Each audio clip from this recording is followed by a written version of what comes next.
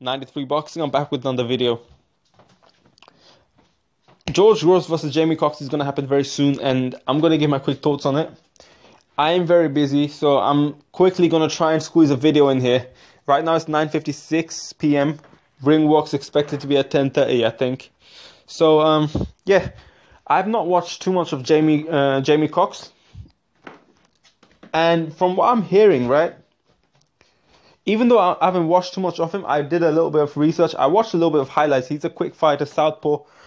He's got a nice right hook that he's dropped some guys with. You know, he can pressure you in a smart way. This guy can pressure you in a...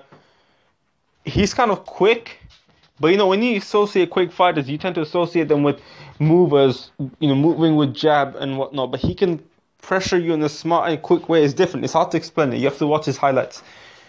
And he seems a little bit unorthodox with his punch angle. Like, you know, he throws weird. The right hook is kind of... It feels weird though. Looking at it, it feels kind of weird. Even though for some people it might look like, oh, it's just a normal right hook. But anyway, Jamie Groves, right, from what I'm hearing and from what I've seen in Wikipedia and stuff, all the writing, this guy used to be a welterweight. And from welterweight to light middleweight, that's one-weight division. Middleweight's two-weight divisions. Super middleweight's three-weight divisions. He's actually fighting George Groves three-weight divisions above the fight weight that he started in. He used to fight a welterweight before, as in his early career, from what it seems like, and now he's going to fight a super middleweight. When you see him face off, you can tell that Jamie Cox is a smaller man. I think even by height, he's a 5'11" guy. So I don't think he's too short in those weight divisions. He might be maybe a little bit to George Groves, but he seems like a smaller man in general. Like, you know, smaller neck, smaller, you know, just a smaller structure of a person. And, you know, he fought at welterweight. So, to me, George Groves has power to drop Carl Froch. He has the power to hurt Carl Froch. He has power to hurt super middleweights. And he's a skilled fighter. He's been up in there.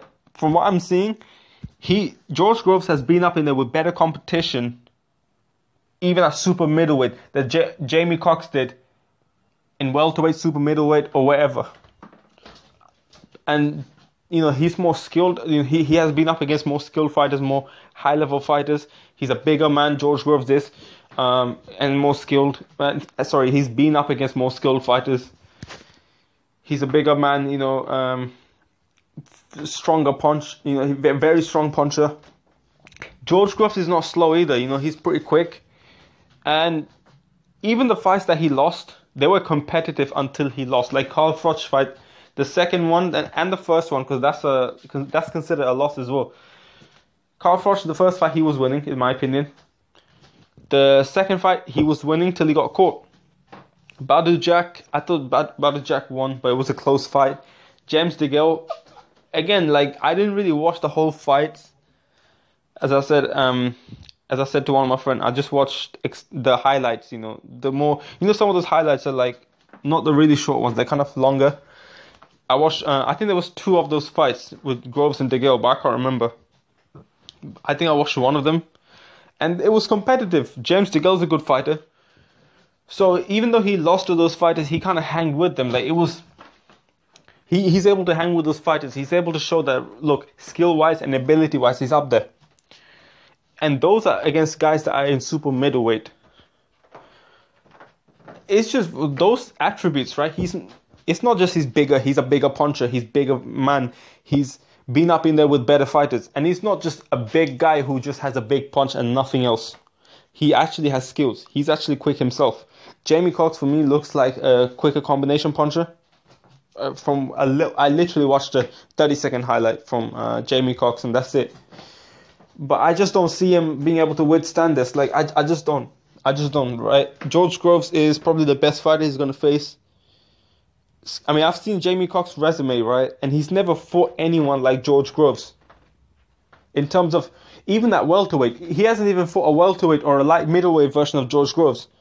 I don't know anyone. All these names he fought, right? I haven't seen one that's on George Groves' level, not like pound for pound.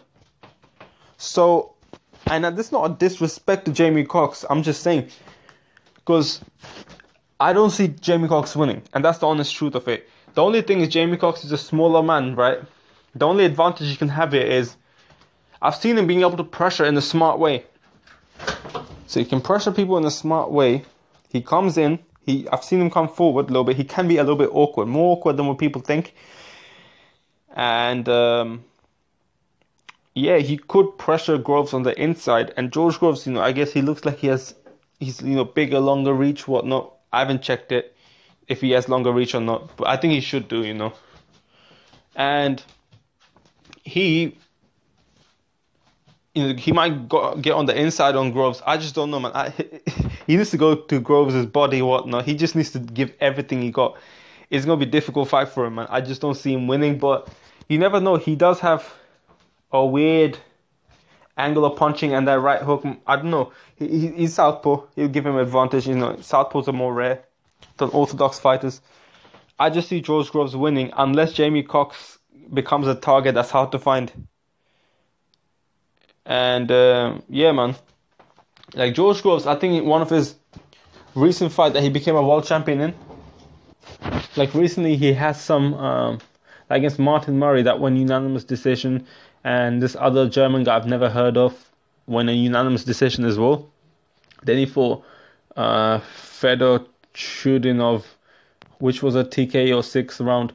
But from what I'm seeing, right, and that was, by the way, that TKO was under Kell Brook's undercard, right?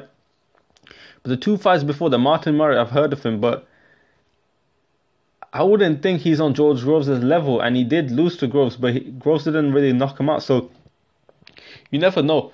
Maybe Groves won't be able to, if Jamie Cox is elusive enough, right? Groves might not be able to find him, and I will not be surprised if that happens. Like, for a good amount of the fight, and maybe a good amount, and maybe the whole fight, maybe Jamie Cox might win that way, and that's a possibility, but I just don't see it happening, man. I really don't see it happening. The guy is too small, and he has not faced competition of George Groves, or the competition that George Groves has faced. And Groves is a big puncher at that weight, so that's really all I have to say, man. I feel like I'm repeating myself. Let me know what you think. Don't forget to comment down below. Subscribe to my channel, 93 Boxing. I'm out. Oh, by the way, prediction. I think George Groves wins TKO stoppage. I'm not sure which round. Let me have a think. I really don't know, to be honest. I paused the video and tried to think, but I haven't watched enough of them. I don't feel like I have time to watch. I mean, I've watched enough of Groves, but I haven't watched enough of Jamie Cox. I don't feel like I have enough time to watch these, like, Jamie Cox highlights anymore. So I'm going to go with TKO from George Groves. Or a brutal knockout. That's possible. 93 Boxing. I'm out. 93 Boxing. I'm back with another video. George Groves versus Jamie Cox is going to happen very soon. And